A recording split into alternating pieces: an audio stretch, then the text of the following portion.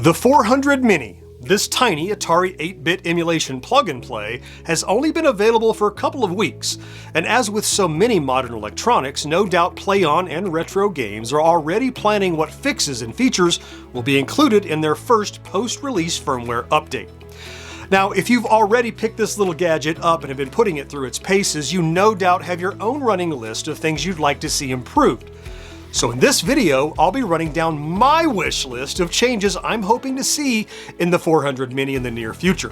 I'll get started right after this. This video brought to you in part by Tommy and the Order of Cosmic Champions. This exciting and heartwarming coming-of-age Gen X novel is available now. Check the link for more info.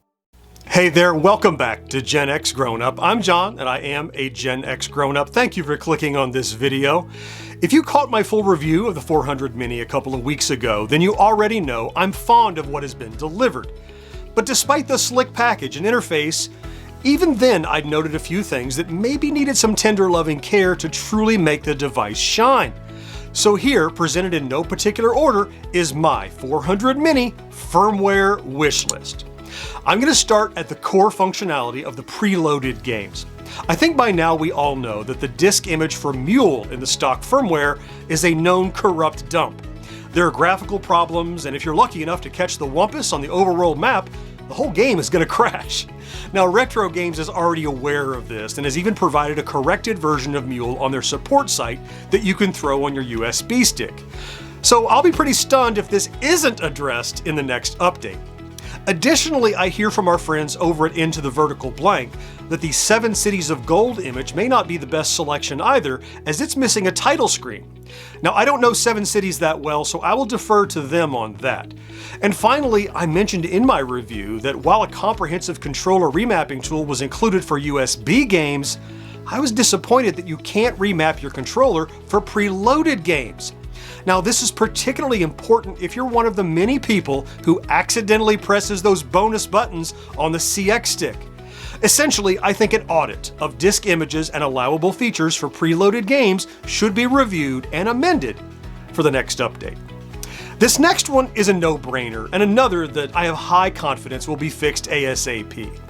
Although the .atx file extension is listed as supported in the Mini manual, they're ignored by the file system.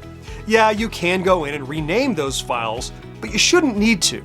I expect this is just an oversight, but I will add that I mistakenly assumed that Atari 5200 ROM images with the .a52 extension would be supported, but they're not.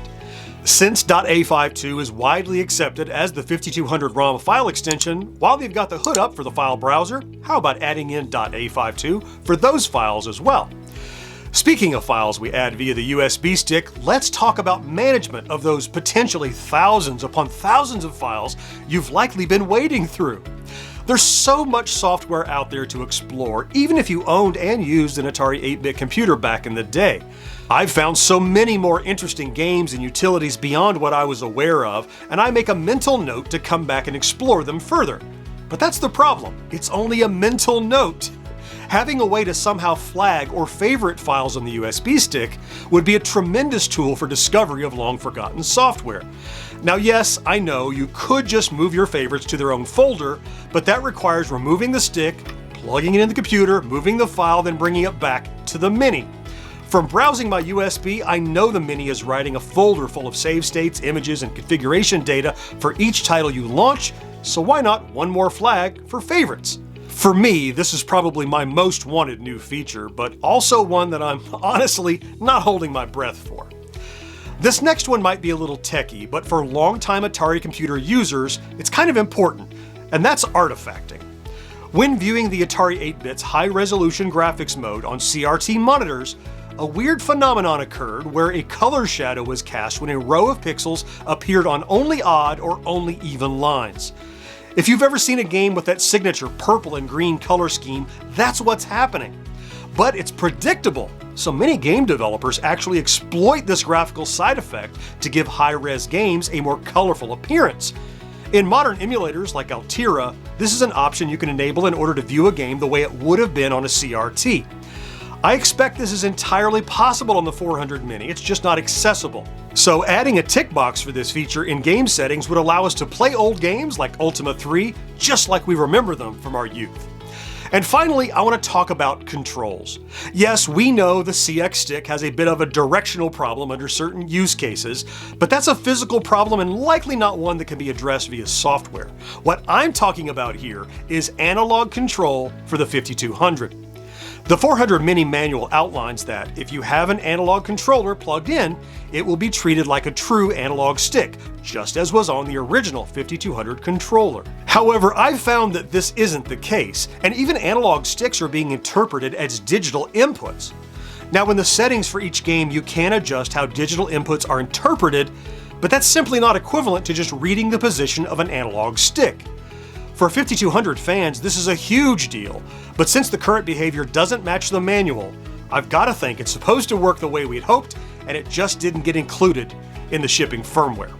Oh, and while we're on the topic of Atari 5200 controllers, I'll just put this out there in the world. How about an Atari 5200 Plus controller? Give us a modern remake of that original design with modern, reliable parts and components. What if it was USB for compatibility with the 400 Mini and had an adapter so you could plug it into your legacy console? Wouldn't that be something? I mean, while we're riding this nostalgia train, go ahead and punch one more ticket, yeah? Okay, that's my wish list. No doubt you are nodding along in agreement with a few of them and possibly even screaming at me that I left something out that you're hoping to see. So let me know down in the comments. How does your 400 Mini wish list compare to mine? You never know, they just might be listening. Look, I'm going to put some links here and here over my shoulders to more 400 Mini coverage I've done recently. I certainly hope you found something to enjoy in this video, and I cannot wait to talk to you again next time. Bye-bye.